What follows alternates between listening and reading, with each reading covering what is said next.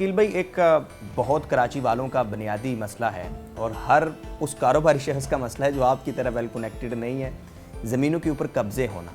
अब इसको लेकर शिकायत जो है वो हमने देखा कि कराची से इस्लामाबाद तक भी पहुंची। तो इस वक्त करंट स्टेटस क्या है? और इसके साथ ऐड कर लीजिएगा कि जो कराची का इंफ्रास्ट्रक्चर है, जब मैंने कराची देखा है, घूमा है, और मैं इससे पहले भी कराची था, तो इंफ्रास्ट्रक्चर देखकर जो है हमें हैरत होती है कि यहाँ लोग कारोबार कैसे करते होंगे, ये तो मुआशी हब है। देखें, मैं एक बात बता दूँ, कराची में MQM की भी हुकूमत रही, पीपल्स पार्टी भी रही। एक ज़माना था कराची में जमात इस्लामी का भी ज़ोर था, जमीयत उलमा पाकिस्तान का भी ज़ोर था। तो बहुत सारे दौर आए और बहुत सारे दौर में कराची बढ़ता गया। कराची आपने इतना बढ़ा दिया है कि इसको संभालना किसी के बस की बात नहीं है। कराची कॉस्मोपॉलिटन सिटी है। कराची आपका नेशनल लेवल पे रिकग्नाइज होता था। लोग कहते हैं कराची की 2 करोड़ की आबादी है, मैं गारंटी से कहता हूँ कराची 4 करोड़ की आबादी है। और इतना ज़्यादा हमने फैला दिया है कि शायद हैदराबाद भी जाके, मुझे अब आने वाले दिनों में तो मुझे लगता है कराची और हैदराबाद में कोई फ़र्क नहीं होगा, ये कंबाइंड हो जाएंगे। अब उसको आप कहते हैं कि उसको आप ठीक करें।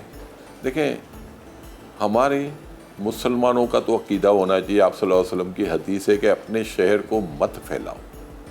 हमने अपने शहर को कोई जगह नहीं छोड़ी, अब इतना बढ़ा दिया। अब हम आके यहाँ शिकायतें करें, इस कराची को कंट्रोल करना नेक्स्ट टू इम्पॉसिबल है। तो फिर कैसे ज़मीनों पर कब्जे हो रहे हैं अकील भाई? अब मैं आपको सियासी जमातें तो अपना अपना सोल्यूशन देती हैं। ठीक है ना, अब आप कह रहे हैं कब्जे आज से तो नहीं हो रहे। हम आबाद के फ़ौरन पे ये डिसाइड कर लें कि जो कब्जे वाली ज़मीन है कोई खरीदेगा नहीं, कब्ज़ा खुद ब खुद ठीक हो जाएगा। देखिए, प्रॉब्लम्स पूरे पाकिस्तान में, सिर्फ कराची में नहीं है। प्रॉब्लम्स का तरीके से हल बैठ के निकालना चाहिए। मैं ये समझता हूँ, अगर शिकायत किसी से है, हम फोरम पे जाएं, बात करें, जो बैठे हुए उन्हीं से बात करें ना। हम टीवी पे आके शिकायतें करेंगे, उससे रिजल्ट नहीं निकलेगा। उससे क्या होगा, वो कहेंगे भाई हमने क्या किया है, आप हम एक टीवी पे बैठ के गालियाँ क्यों देते हैं। हमारे फेडरेशन से ये कांटेक्ट में है, चैम्बर से कांटेक्ट में है, आवाज़ से कांटेक्ट में, हम जाएं, बात करें, भाई हमें ये शिकायतें आप हमारी दूर करें। अच्छा, पानी की भी शिकायतें, सीवरेज की भी शिकायतें, DHA की भी शिकायतें थी। DHA ने अपनी शिकायतें जो थी काफ़ी कम कर दी। इसी तरह हम गवर्नमेंट के पास जाते हैं, गवर्नमेंट ये नहीं हो सकता कि हमें जवाब नहीं देगी, गवर्नमेंट हमें जवाब देती है।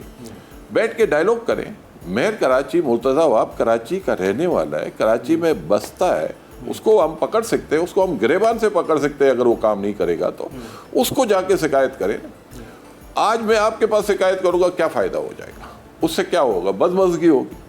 मैं अपने लोगों को ये कह रहा हूँ कि भाई आओ आओ, हम जाके मिलते हैं ना। नहीं काम करेगा फिर हम 50 और शिकायत कर लें।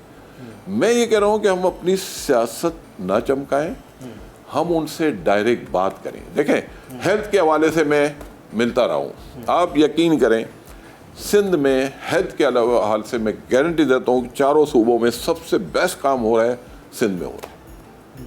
ये मैं लिख के दे सकता हूँ, कोई आके मुझसे डिबेट कर ले। नहीं, इंफ्रास्ट्रक्चर प्रॉब्लम नहीं है, आप समझते हैं? नहीं है, प्रॉब्लम है। मैंने कहा सिटी बहुत बड़ी है जी, इसके लिए पैसा बहुत चाहिए।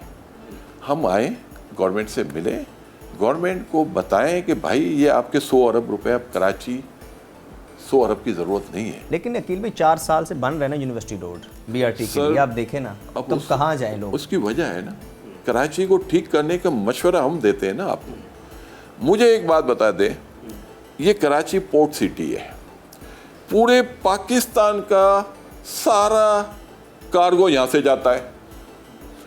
जो ट्रॉलर पोर्ट से जाता है वो एक्सेस लोड लेके जाता है।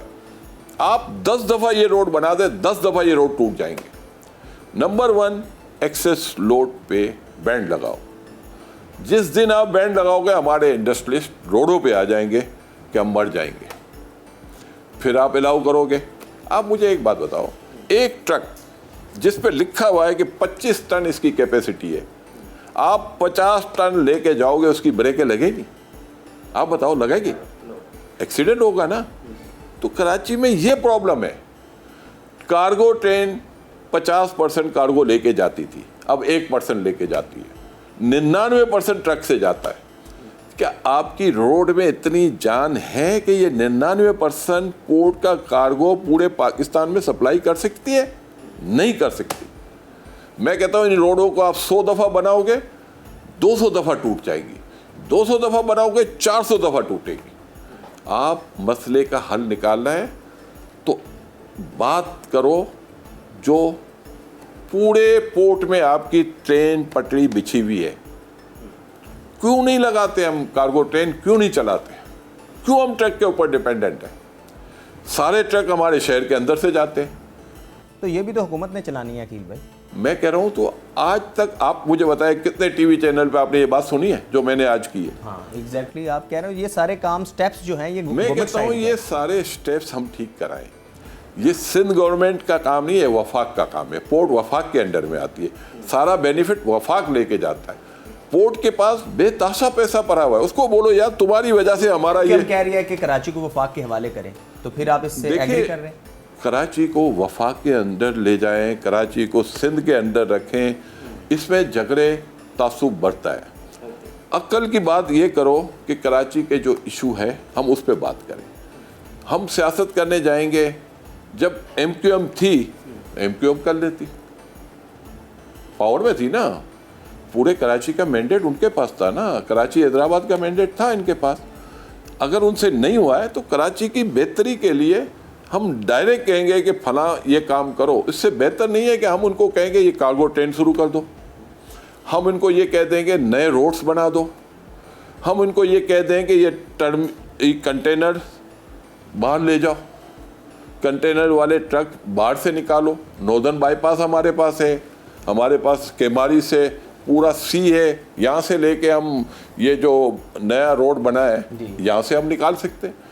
मुझे दे, मैं आपको गारंटी देता हूँ 90 दिन के अंदर मैं पॉलिसी बनाऊंगा, इस कराची में कोई प्रॉब्लम नहीं रहेगी। तो प्रॉब्लम जो है उस पर बात करते हैं। अच्छा अकील भाई, पाकिस्तान में क्रिप्टो काउंसिल कायम कर ली गई है, आप बड़े सरमायाकार हैं और आजकल क्रिप्टो जो है वो हर दूसरे नौजवान का इसमें इंटरेस्ट है, तो आप क्या समझ रहे हैं कि ये जो हमने क्रिप्टो काउंसिल कायम की किसी प्रेशर में कायम की है या ये वक्ती ज़रूरत थी? और साथ साथ के जो नौजवान क्रिप्टो में जा रहे सरमायाकारी कर रहे हैं। देखें, मैं बिल्डिंग बना रहा हूँ, मेरी फाउंडेशन के बगैर बिल्डिंग खड़ी हो सकती है?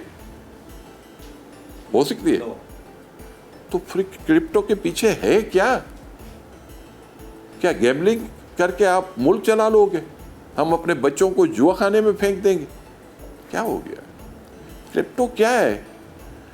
एक इंडस्ट्री है लक्की सीमेंट, उसके पास एक फैक्ट्री है, उसके आप शेयर खरीद लो, वो तो बढ़ सकते हैं। लेकिन क्रिप्टो में है क्या?